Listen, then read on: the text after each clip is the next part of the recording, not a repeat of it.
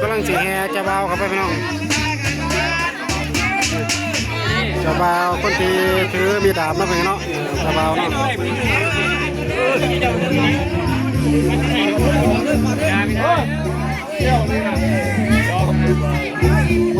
ดูล่าก็จัดงานประมาณนี้เลย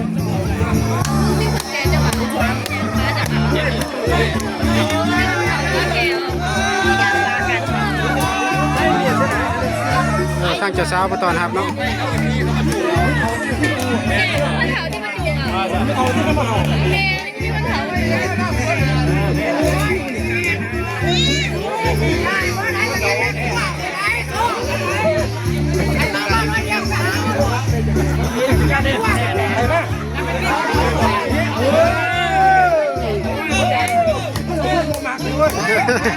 เปลี่ยน